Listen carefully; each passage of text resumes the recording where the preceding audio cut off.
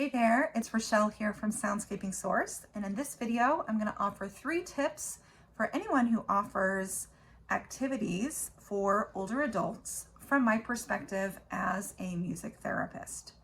So my first tip is to enhance the music activities that you are already offering.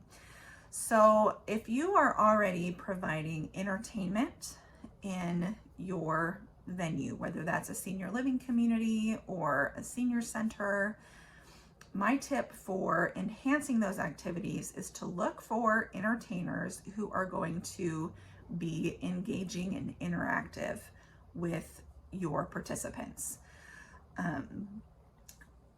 The ability level of entertainers ranges widely on this.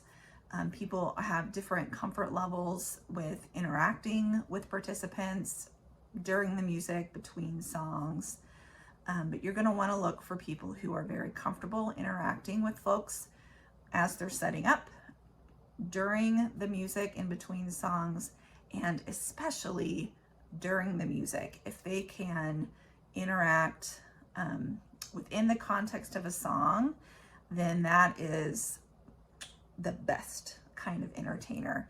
So look for those folks, write their names down, let your colleagues know that those are the folks that you want to be spending your budgets on and bringing into your communities, okay? So tip number 1 is to enhance your music activities by looking for those folks who are engaging. Tip number 2 is to enhance your other activities by adding music. So this can get a little tricky. That's what we'll get to tip number 3. But tip number 2, so you're adding music to your existing activities.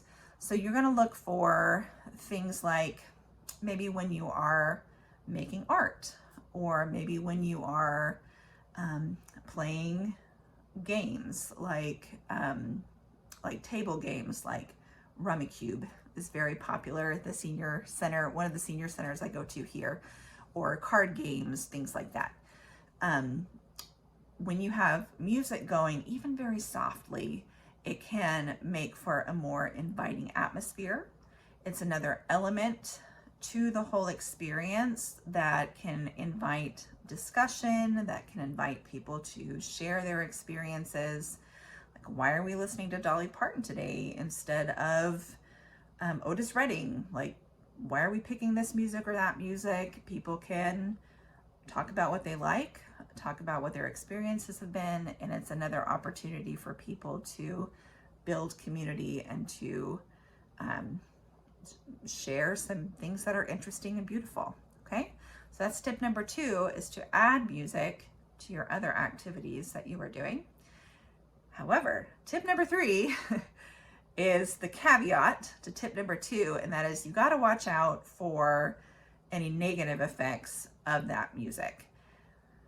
The big one can be if it causes hearing problems for people. Sometimes if there is background noise, that can make it difficult for people to hear what is happening and for them to be able to accomplish the activity.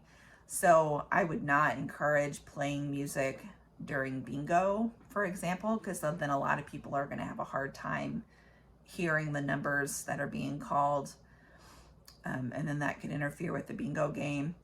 So, and the same thing, if somebody's playing a table game, it might be hard for them to have the music going and also have the cognitive process to be able to play the table game at the same time.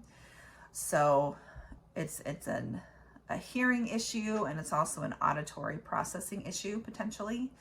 So you do have to be aware of that. So we don't want to overstimulate with music. We don't want things to get too loud. So that is the caveat. So tip number 3 is to watch out for potential negative effects of music and turn off the music if necessary. Okay, so those are your 3 tips. Tip number 1 is to enhance your current music activities by looking for engaging entertainers. Tip number 2 is to add music to your existing activities. Tip number 3 is the caveat for number 2, is to watch out for the negative effects, potential negative effects of music, and to turn it off when necessary. All right? Those are your tips for anyone who is providing activities for seniors. And here's your bonus tip. When you have the opportunity, look for music therapists to hire to provide programs for your older adults.